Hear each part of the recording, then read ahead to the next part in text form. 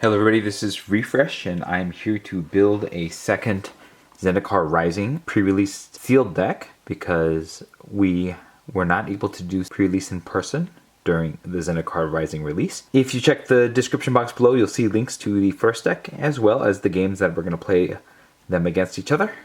And we'll go ahead and get started by opening these pre-release packs. Alright, inside here we have, a translucent spin down counter, so that's kind of fun. We have a code for Magic Arena, and whoever can use this code first, I guess, gets it, because I think you can only redeem one per account. This is a Gear Up for Adventure, a little bit of information on the stuff you want to take on an adventure in Zendikar. And I think it assumes that you are a core here. On the back, a little guide to building a pre-release deck.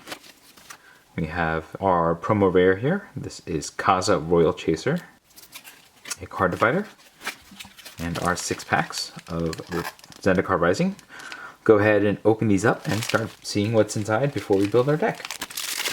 Molten Blast, Seafloor Stalker, Resolute Strike, Blood Beckoning, Broken Wings, Feed the Swarm, Expedition Diviner, Nissa Zendikon, Prowling Felidar with the showcase frame, Merfolk Wind Robber, Moss Pit Skeleton, Jwari Disruption, this is our double face card, Coral Helm Chronicler, and a second Jwari Disruption, this time in foil.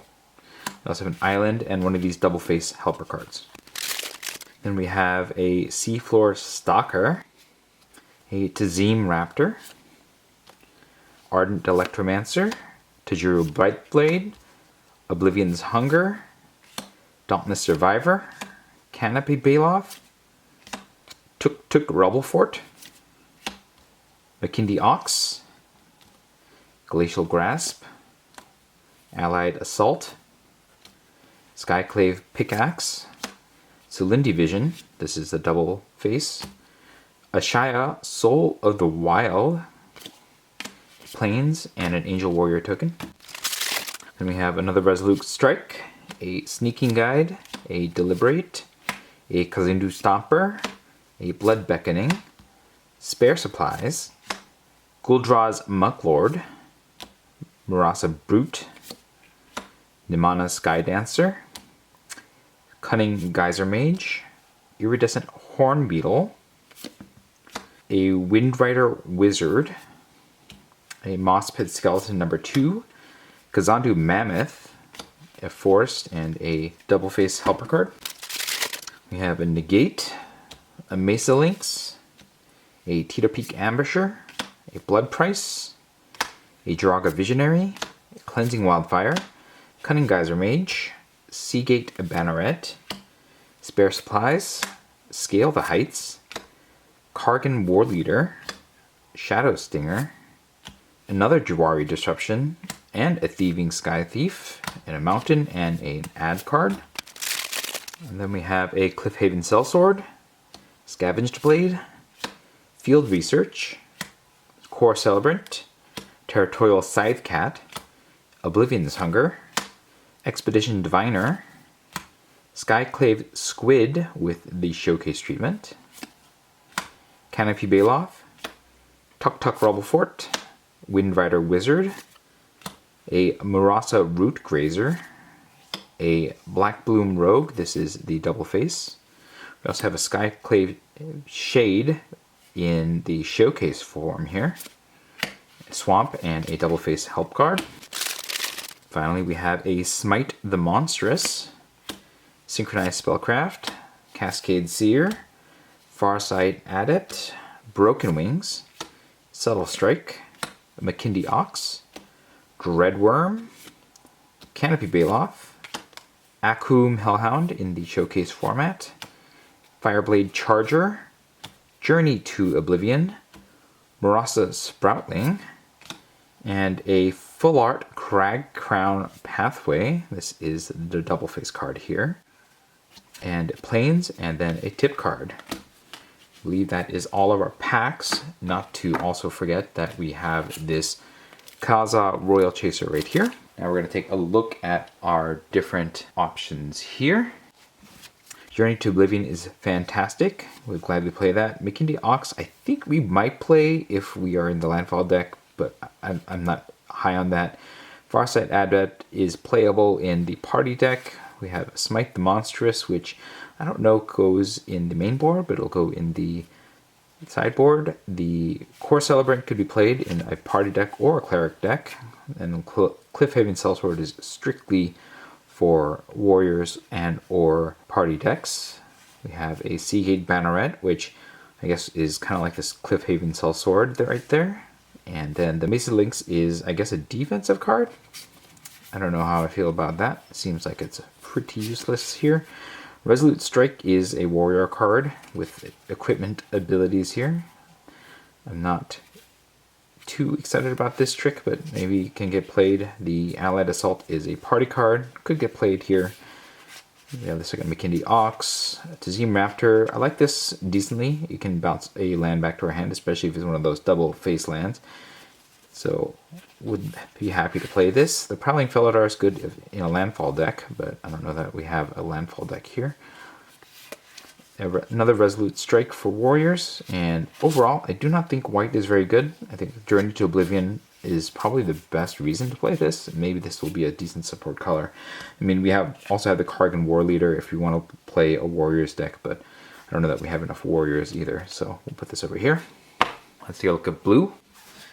As you can see, there are a ton of blue cards here, so I think there's a good chance we're going to be playing blue. But going back to white, we also have the Marasa Root Grazer with white if you end up choosing to play with green. We have a lot of green cards, so that's an option here.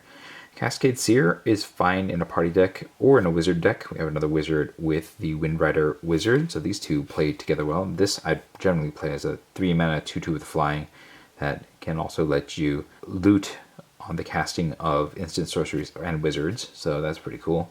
This Skyclave Squid is probably an okay blocker for a little while. Like, you can trade it with stuff. We have Expedition Diviner here, which is a wizard, so there's a bit of wizard synergy going on right here, and it's a 3/2 flyer, so happy to do that.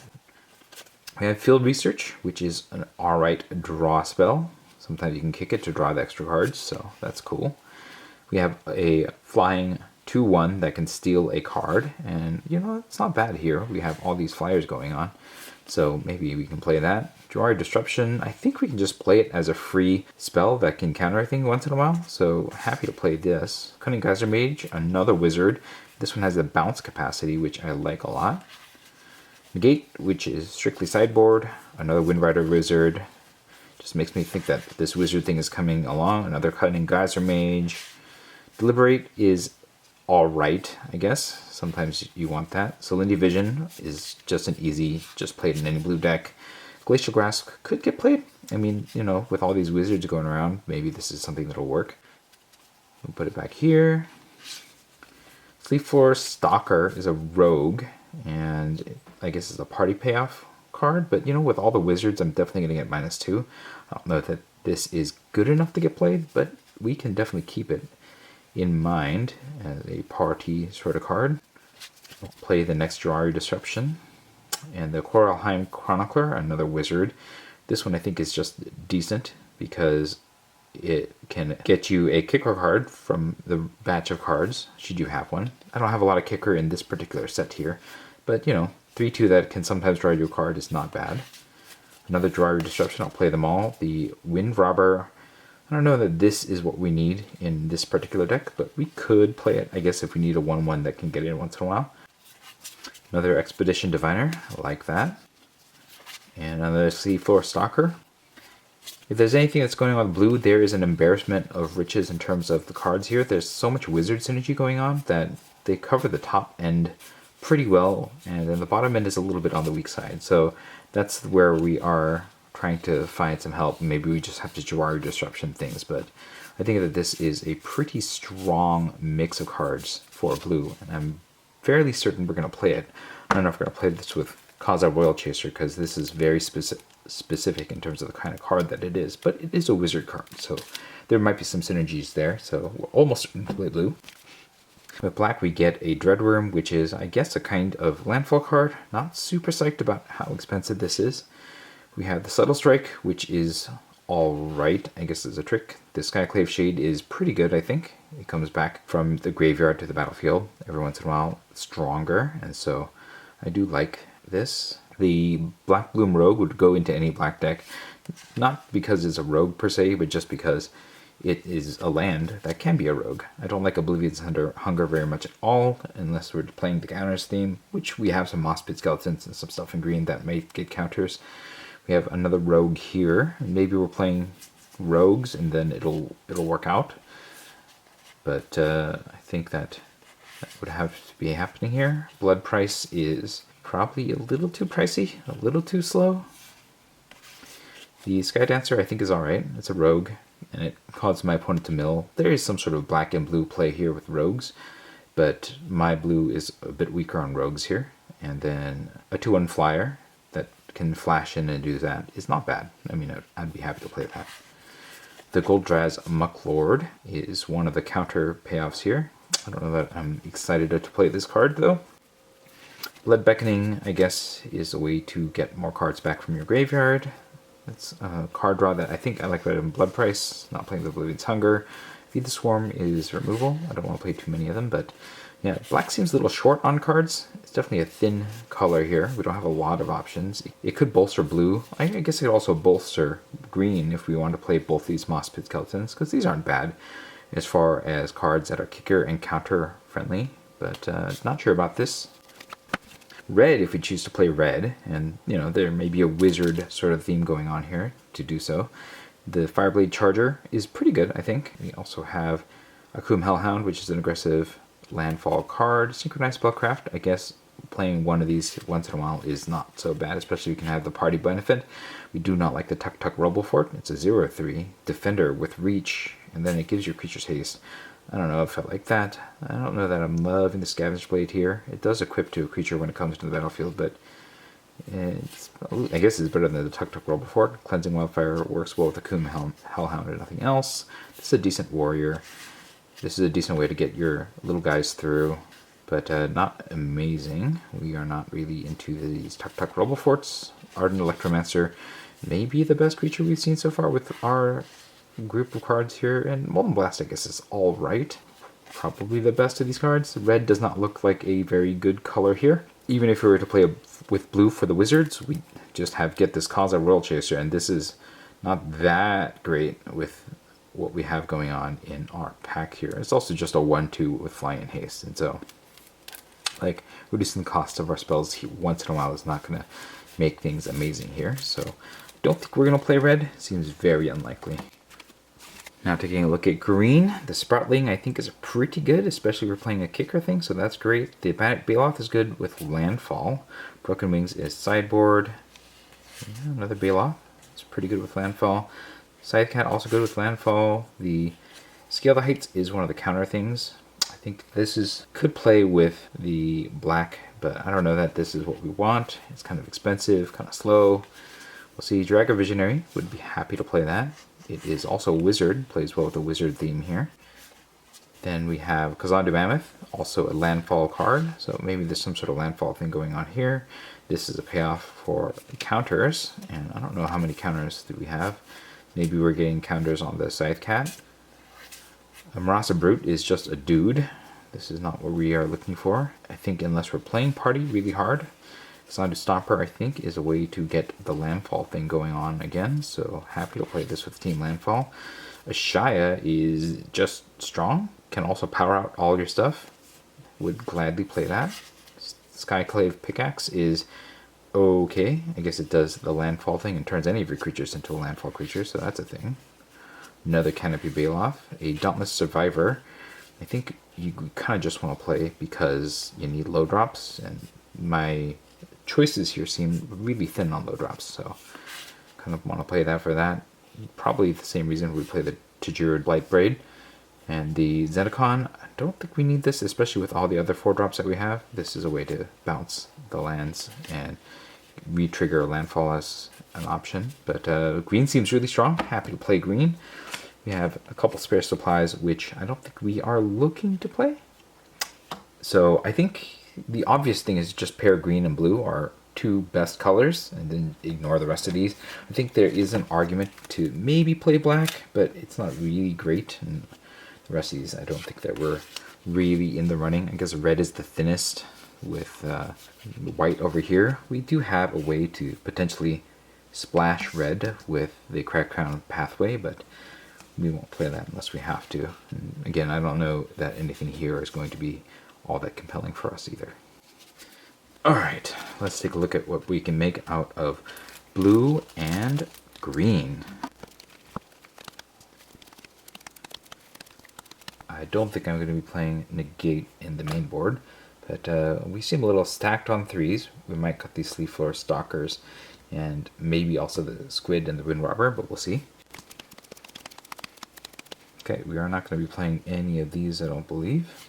So we'll take these out of the running. We're not playing this. And then, you know, we're not doing well in terms of removal here. And I don't know the pickaxe is going to do it either.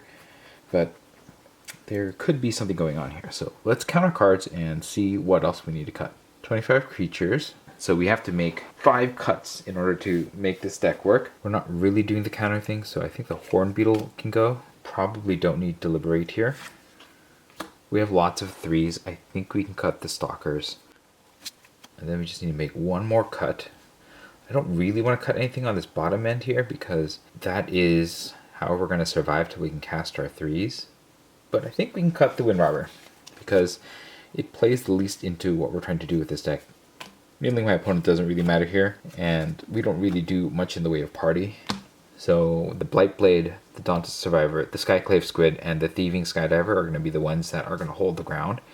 And then we're going to just try to move on up towards this. And then in terms of landfall, I suppose the Kazandu Stomper is going to be it. And then the Ashaya turns creatures into lands. So that might also be a way to trigger landfall again, but I think that because some of our spells are also lands, this is not the worst place to be. Not sold on this pickaxe, but got potential, I guess. And that is going to be the deck. Let's see how many lands we need. So we have 1 green source and then 4 blue sources already. We're slightly heavier in blue, so we will go 9 to 8 in terms of total blue sources, but since we have 5 lands already, including 4 blue sources, we need 5 islands and 7 forests. Here are our islands, here are our forests, and this is the deck. Let me know what you thought about the opening and the deck build in the comments below. If you thought that I should have went a different way, please let me know so I can learn from your wisdom. If you found this video enjoyable or entertaining, hit the like button. If you'd like to see more of my videos, you can hit subscribe. This was Refresh. Thanks for watching, and I will see you next time where I play these 2 decks against each other.